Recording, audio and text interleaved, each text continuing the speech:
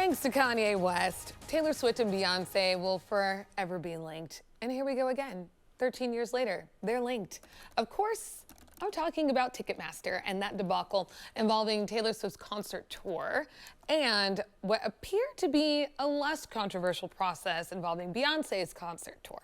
So what has changed and how do ticket bots play into all of this? So joining us live now to talk about it, Jason Kent, the hacker in residence at Sequence Security, which is based in Sunnyvale. Good morning. Thank you for being with us. Good morning, and thank you for having me on. Okay, so we have to know first off, what is a hacker in residence? So realistically, my job is to look at what people are doing to our customers' websites and try to figure out why and how to stop it. I take an adversarial look. I hack them, if you will. So most of us, okay, that's a good explanation. And you seem fit to answer my next question here. Most of us know by now, but give us the basic description of ticket bots. Sure. Just like when you had me on at Christmas and we were talking about all those Grinch bots, it's the same processes, it's the same systems, actually. They're just designed to attack e-commerce type websites. And all they do is log in as 1,000 people and attempt to buy things much faster than any human can because they're driven by computers and they're, goal oriented, really. Yeah, so question about that, because I actually just bought tickets for one of these tours. I bought other tickets recently.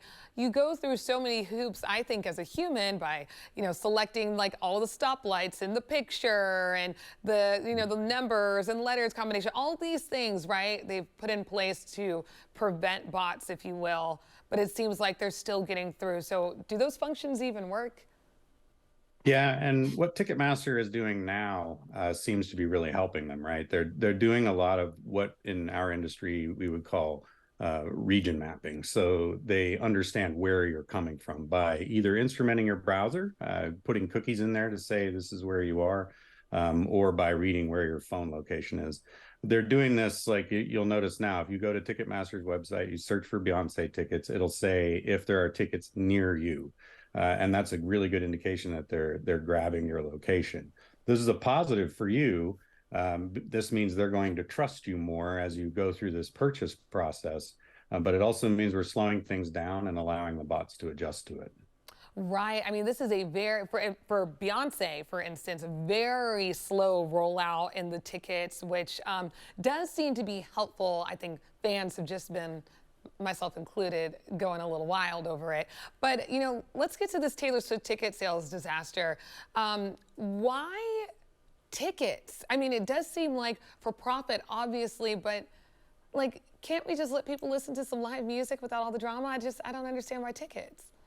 Yeah, unfortunately, the people that want to make money, they want to make money off any way they can.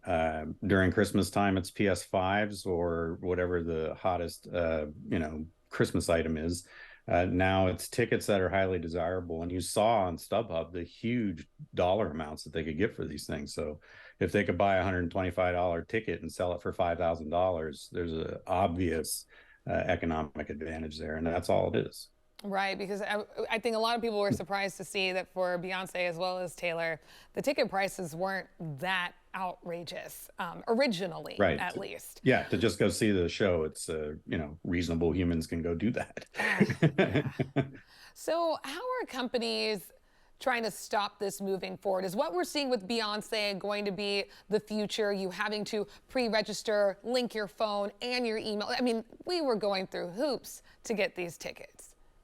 So the good news is companies like Sequence, my company, and the company I work for, people that I represent, we have built a system that does this differently. We build a confidence score based on every transaction. So we don't have all of the humans have to do all these things. The bots shouldn't be punishing the humans in this case. We deal with 10, 12 hype sale drops all across the globe every day, and we don't even notice them anymore. This is the power of using machine learning and artificial intelligence in order to, defeat these computer systems that are trying to do this. Interesting. Okay, well, we will be looking out because there will be more tours to come. Thank you so much for joining us again. I appreciate it.